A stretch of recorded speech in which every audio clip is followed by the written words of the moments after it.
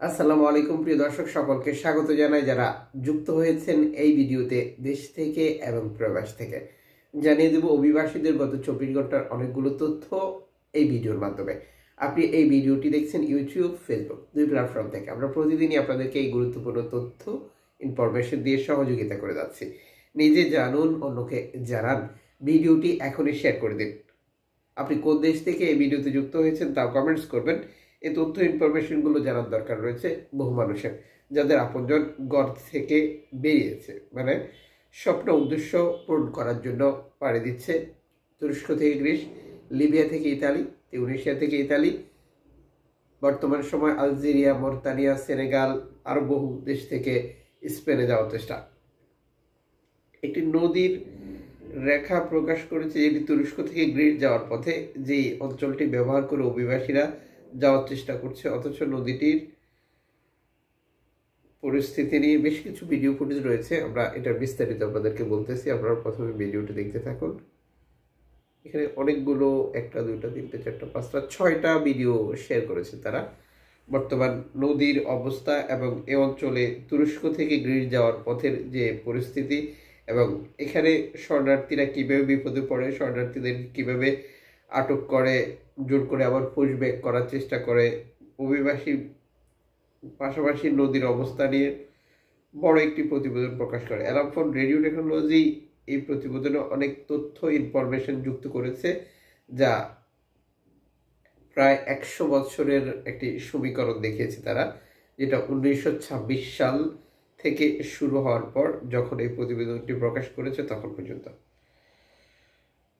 সত্যি দুঃখজনক যে সাধারণ মানুষের জীবন, স্বপ্ন, উদ্দেশ্য নিয়ে এক দেশ থেকে আরেক দেশে যাওয়ার এই ধারাবাহিকতা শত শত বছর ধরে অব্যাহত রয়েছে, কখনো এদিক কখনো সেদিক। মানুষ সবসময় নিজেকে ভালো রাখার জন্য, আরো ভালো থাকার জন্য চেষ্টা করে, যার এক্সাম্পল, উদাহরণ হচ্ছে এই প্রামাণ্যচিত্রগুলো।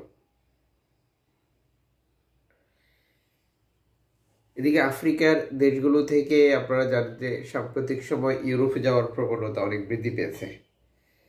জাতিসংঘ UNHCR অভিবাসীদের নিখোঁজ এবং মৃতদের একটি তালিকা প্রণয়নের কাজ করছে, যা নিশ্চিত করেছে জাতিসংঘের একটি তথ্য অনুযায়ী।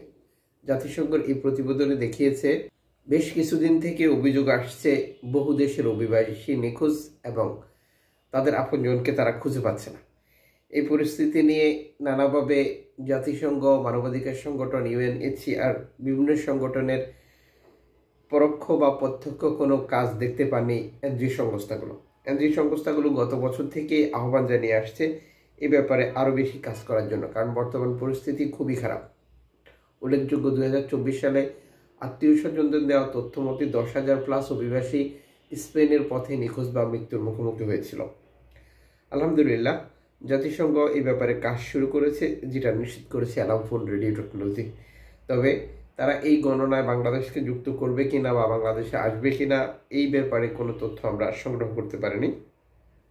ইনশাআল্লাহ পরবর্তী কোনো ইনফরমেশন পেলে অবশ্যই আপনাদেরকে জানিয়ে দেব। এদিকে তুরস্ক থেকে গ্রিস অবৈধভাবে বাংলাদেশিরা যায়। গ্রিসের সরকার, তাদের সংসদে একটি বিল উত্থাপিত হয়েছে, যেটি পাশ হয়েছে চলতি বছর, যেটা 2025 সালে বাংলাদেশ থেকে তারা বৈধভাবে 4,000 লোক নেবে বিভিন্ন খাতে, যেটি কৃষি হতে পারে, গার্মেন্টস হতে পারে, ফ্যাক্টরি হতে পারে, ইত্যাদি ইত্যাদি। সিজনাল ভিসা হতে পারে, নন সিজনাল ভিসা হতে পারে। প্রসঙ্গত, এর আগে বাংলাদেশের সাথে তারা একটা চুক্তি করেছিল, সেই চুক্তির আওতায় এই সিস্টেমটি চালু করেছে, যা চলতি বছরও অব্যাহত থাকবে। 2025 সালে প্রায় 90,000 অভিবাসী বা বিভিন্ন দেশের লোকজনকে গ্রিস তাদের দেশে কাজ করার সুযোগ দেবে। সেই কোটায় বাংলাদেশিদের 4,000 কোটা রয়েছে বলে নিশ্চিত করেছে গ্রিসের একটি স্থানীয় দৈনিক। যে তথ্য থেকে নিশ্চিত করা হয়েছে 4,000 লোক এইবার গ্রিসে যাওয়ার সুযোগ পাচ্ছে। তবে এই প্রক্রিয়াগুলো কিভাবে সম্পন্ন হচ্ছে বা কাজ কিভাবে হচ্ছে, বিশেষ করে এখন পর্যন্ত উল্লেখযোগ্য বাংলাদেশি বৈধভাবে গ্রিসে যাওয়ার কোনো তথ্য নেই। 2024 সালের তথ্য খুঁজেও খুব একটা ইনফরমেশন পাওয়া যায়নি। তাহলে চলতি বছর, যেটা 2025 সালের 4,000 কিভাবে যাবে সেটা জানার আগ্রহ রয়েছে সাধারণ অনেক মানুষের। বৈধভাবে সবাই যেতে চায়, যখন বৈধভাবে যেতে ব্যর্থ হয় তখনই কিন্তু অবৈধ রাস্তা বা পন্থা পদ্ধতিগুলো অবলম্বন করি আমরা। আশা করি নীতি নির্ধারকরা এই ব্যাপারটা ক্লিয়ার করবে যে বৈধভাবে কীভাবে গ্রীষ্মে যাওয়া যাবে। 4000-এর সম্মানিত একজন হতে পারেন আপনিও, যিনি ইউরোপের স্বপ্ন দেখছেন দীর্ঘদিন থেকে, আর সেটা যদি বৈধভাবে হয় তাহলে তো কথাই নেই। এদিকে ক্যানারি দ্বীপপুঞ্জের রাস্তায় 50 জন শরণার্থী নিয়ে নৌকা ডুবে যাওয়ার একটি তথ্য প্রকাশ করেছে স্প্যানিশ সরকারের মুখপাত্র সালভেন্তো মার্তিনো। সর্বশেষে এই প্রতিবেদনে তারা নিশ্চিত করেছে ক্যানারি দ্বীপের পথে আসার পথে 50 জন অভিবাসী নিয়ে একটি নৌকা ডুবে যায়। স্প্যানিশ সহযোগিতা বা এনজিও সংস্থা ক্যামিন্দো পন্তারেসের তথ্য অনুযায়ী নৌকার 36 জন অভিবাসীকে উদ্ধার করা সম্ভব হয়েছে। জাহাজে থাকা অভিবাসীদের বেশিরভাগই পাকিস্তানের নাগরিক ছিল বলে এই প্রতিবেদনে যুক্ত করা হয়েছে।